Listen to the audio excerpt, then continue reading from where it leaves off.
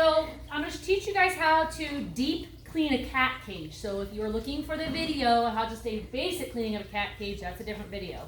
This is deep cleaning, so when we do this on Mondays or whatever our deep cleaning day is, this is how I want the cat cages torn down and deep cleaned. So first thing that's going to happen is, in this cage there's only one kitty. If there was two, I would pull both cats out and put them in carriers.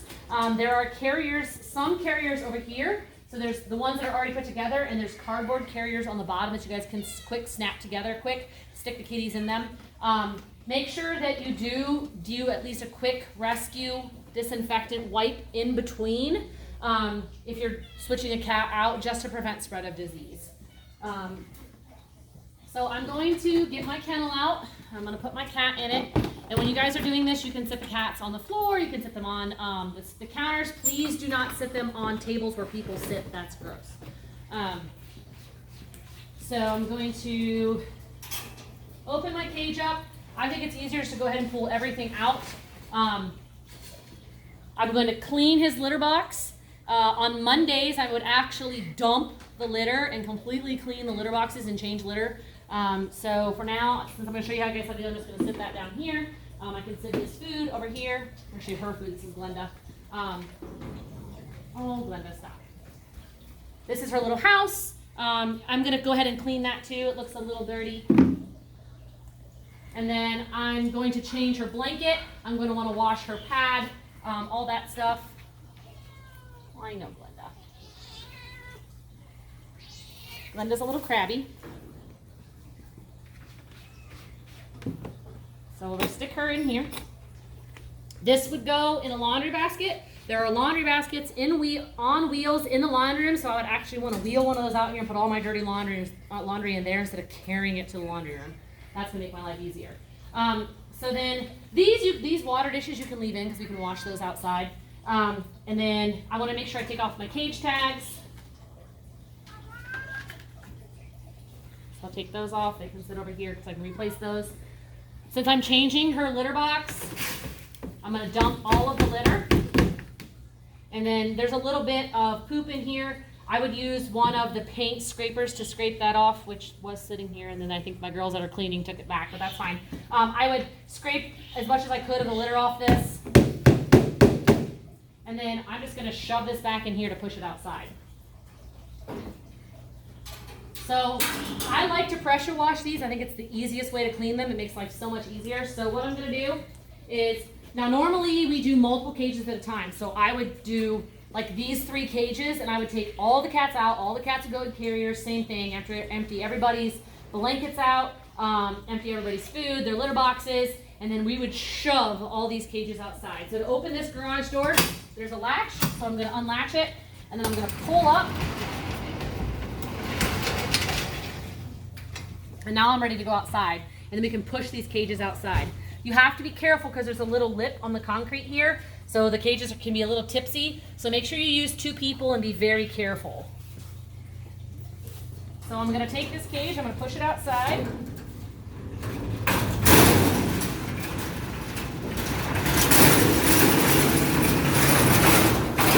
So as you can see, it kind of got stuck here where the blacktop is. I want to make sure I get this out away from the building.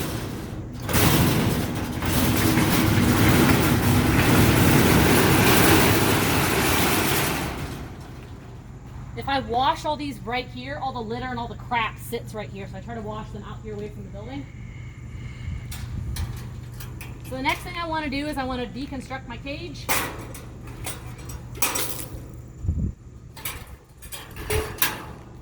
I usually put all my bowls, my litter boxes in one area.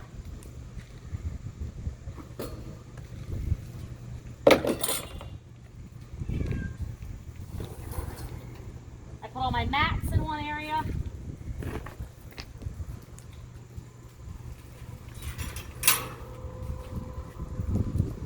These cages then come apart. So make sure you don't screw up which cages are which bottoms and which pans, only because they don't go back together right then. So make sure that you keep the cages like somewhat consistent so you know what's what. These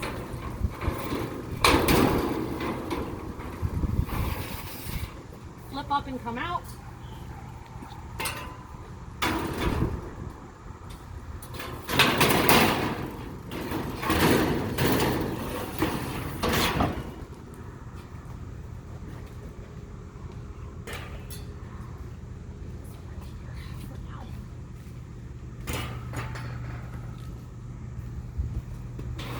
pans pull out.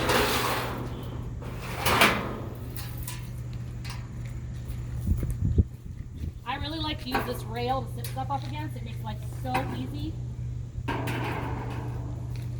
So I would even put those grapes over there.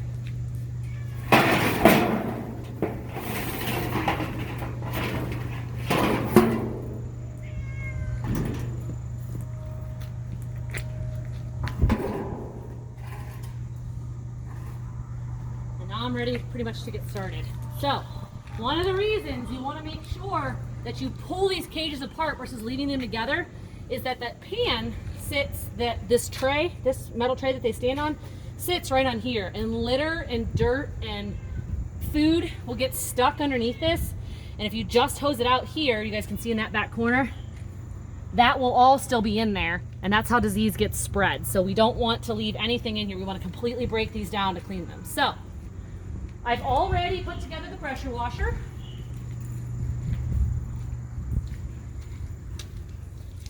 If you don't know how to put together the pressure washer, there's a video on that.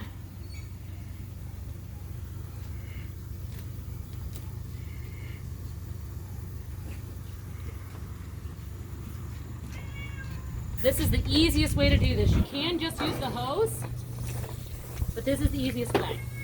If it's winter time, we do not have to come out here, but you can still take the cages apart and clean them in the drain in there. It's just a little more labor intensive.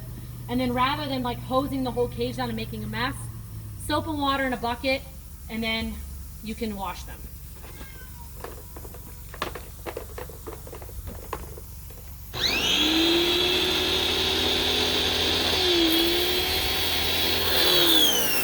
So I'll make sure my pressure washer is pressurized.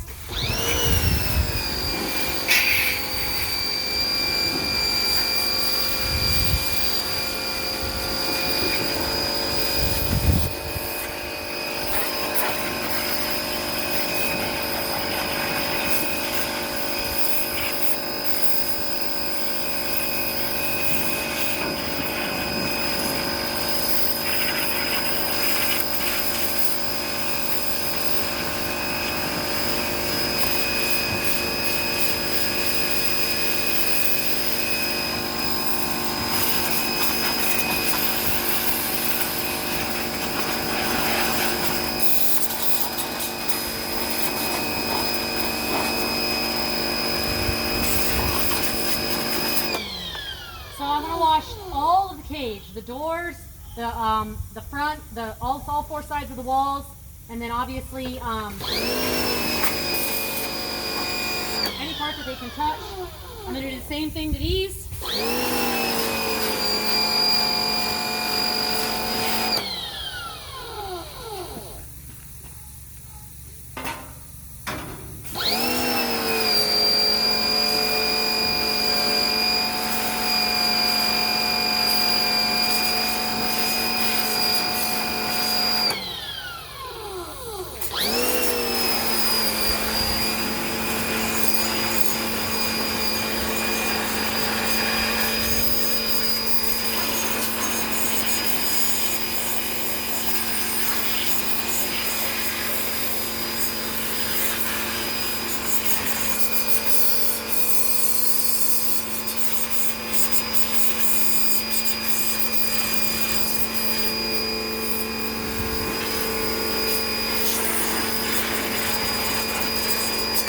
I'm going to do the same thing to the pans.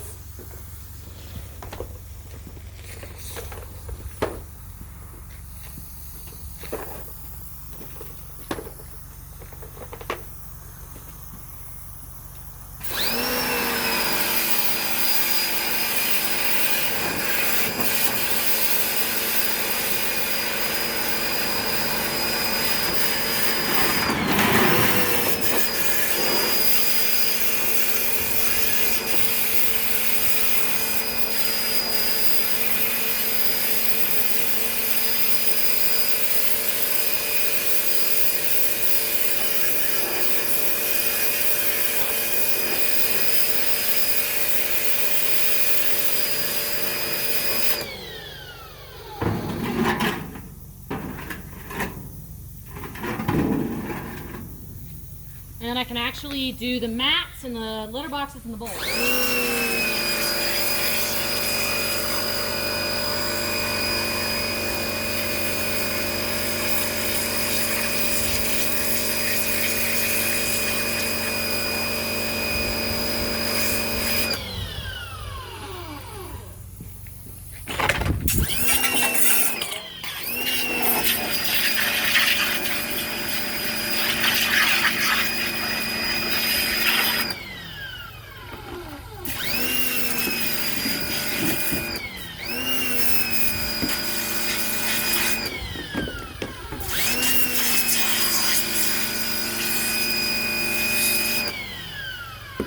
You guys saw that litter that was stuck on, it's now gone. So that's the nice thing about the pressure washer. It does the job for you. So, next step.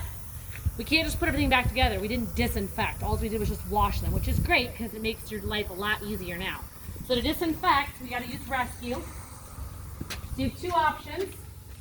You can either get a spray bottle, or you can get one of the compressor sprayers from the kennel, and you can hose them all down. Now, a reminder, I would be doing multiple cages at once. So break up your jobs. Have somebody do all the pressure washing, have somebody do all the scrubbing, have somebody be putting them back together. Work as a team, make your life easier. So, dish soap cleans, rescue disinfects. You can't just use dish soap and you can't just use rescue. Rescue doesn't do a very good job scrubbing. So,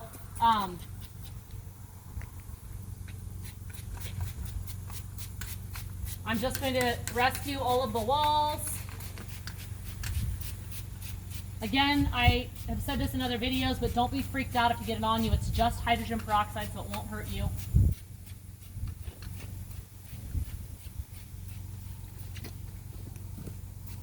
As you can see, I'm doing a lot of spraying, so that's why sometimes getting the pump sprayers from the kennel are nice, because then you can just close them down.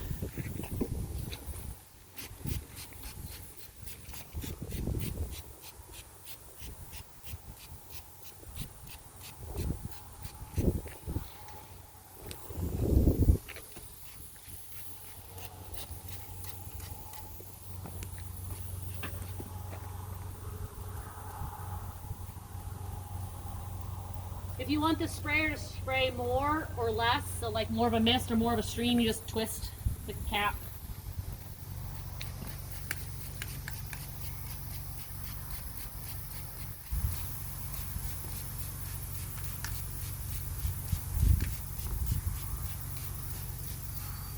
All right, so everything's got disinfectant on it. Oh, I almost forgot the doors.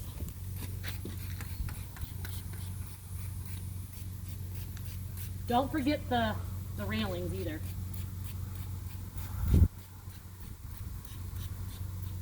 I know this is super intense. This is how we prevent spread of disease. In a vet clinic, they do this in between every single patient. So if you work in a vet clinic, you may be doing this every day. Now, when I use the dish soap for scrubbing, I like to put it on the brush. It just works a little better for me. This is specifically for cleaning the cat cages since it's broke. It's nice and easy. Scrub the walls of my cat cage.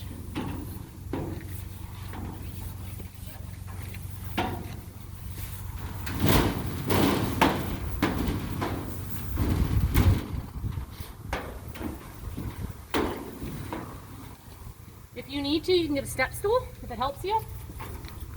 I personally like to do top first and then bottom. So I'm going to do the entire top cage.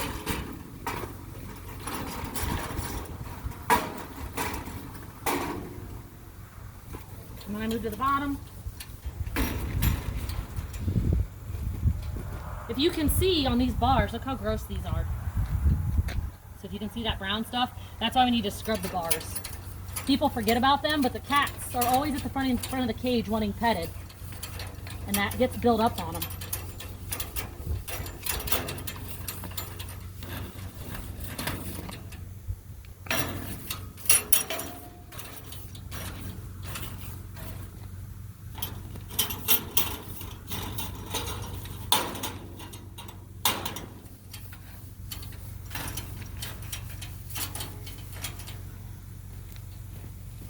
so I can get more dish soap if I need and just put it on my brush.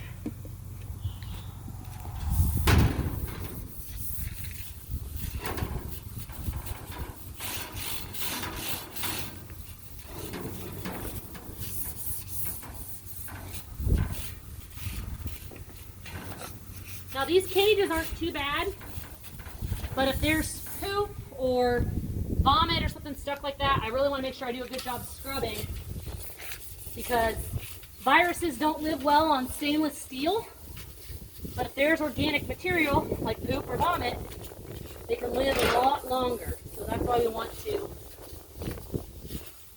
make sure we scrub these well. Use the pressure washer to your advantage.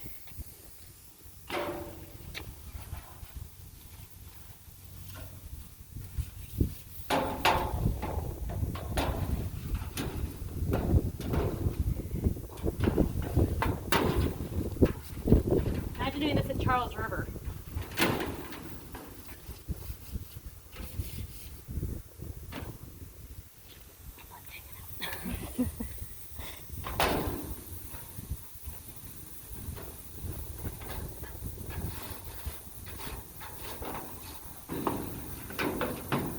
So this cat down here left, so I really want to make sure that I do a super good job cleaning this cage,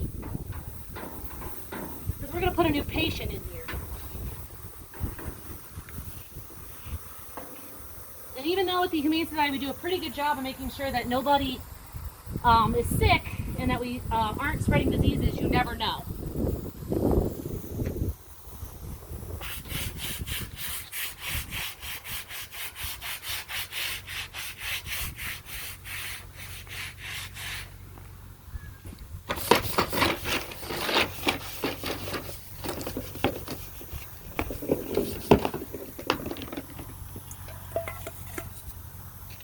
Unscrew my brush.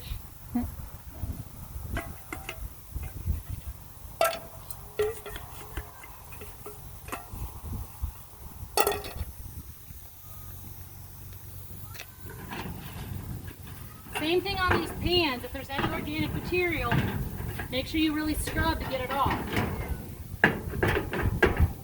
If there's something that's really stuck to it, go get one of those paint scrapers and use that to help scrape it off. But the pressure washer does wonders.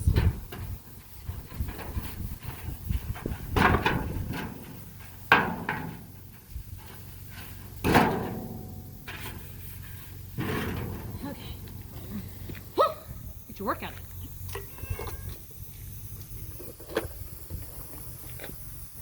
I'm going to try to start in the order that I finished. So I started here, so I'm going to start scrubbing here. That way that can sit and disinfect.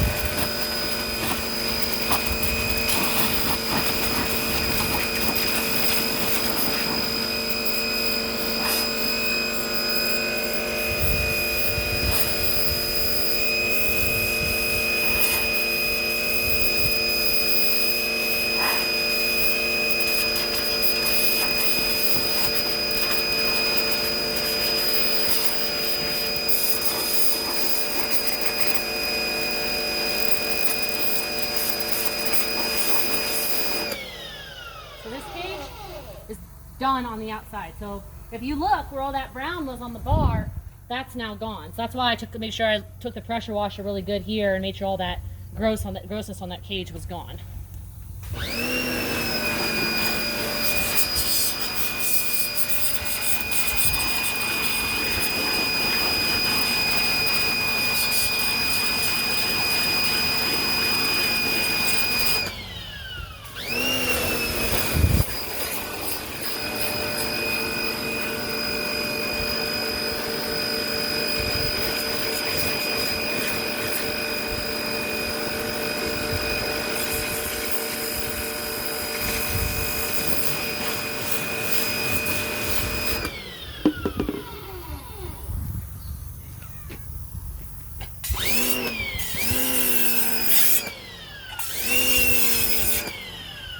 recommend wearing boots when you do this.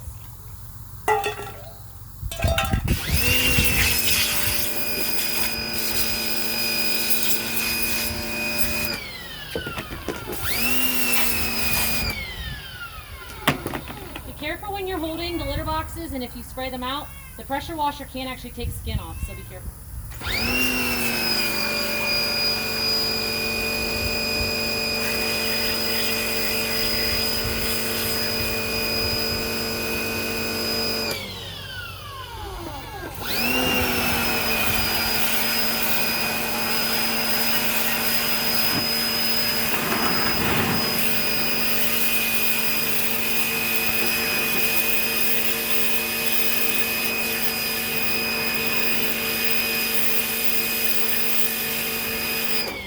If you have something that's stuck on, let the pressure washer do the work for you. If you get it really close,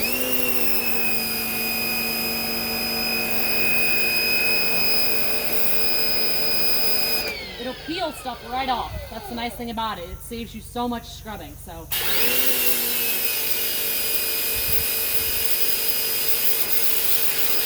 And you can adjust the spray head to a mess, into a real tight beam by screwing this, just like you can with a squirt bottle. So, I'm done disinfecting. Now I can start putting everything back together. So I like to start with these because they're the hardest ones to get in. Now it's not going to matter top or bottom as long as I have them for the right cage.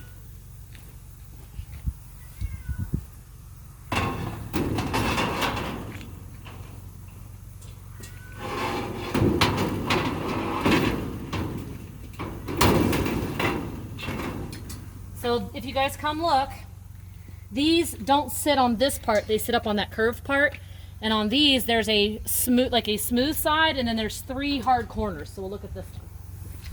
So there's a smooth side, and the rest of them are these 3 hard corners. The smooth side faces the front. And you have to put them at an angle to get them in.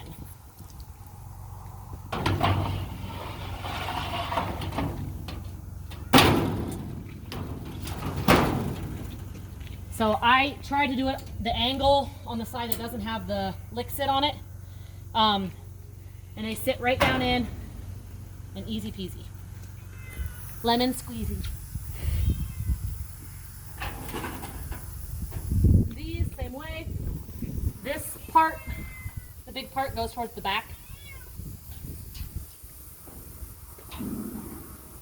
They slide right into these. That's what they're meant to do. So they'll slide right in like that, nice and even.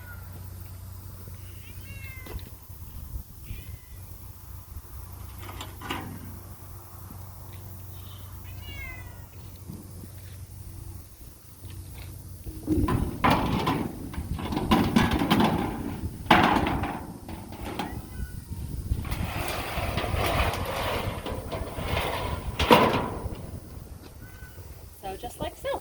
So now my cage is all put back together. I'm going to quick towel dry it off. It doesn't have to be perfectly dry. I want to towel dry my mat. If my mat is really wet or especially gross, I can get a different mat from the exotics room. They're on, and when you walk in on the left on the floor on a little rolly cart, you can get a different mat. Please, please, please, please, do not leave these mats sitting out here. If you want to leave them out to dry for a little bit, that's fine, but don't leave them sitting out here. That looks really trashy when people drive by and there's stuff sitting outside our lab. So, if there were no cats going back in this cage, I would leave it empty like this. This cage has a cat going back in it, so this one I don't even have to wipe dry, it can drip dry. This is since it's a cat going back in and I am going to wipe dry. I'll put a litter back box back in, water bowl back in.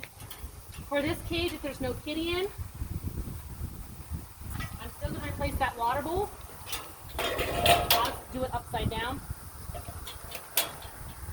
Now this cage, there's no kitty in, so I put that back in. So I'll put litter box back in, fresh litter, food, water bowl, fill it back up with water. Cat can go back in, and it's good and clean, ready to go.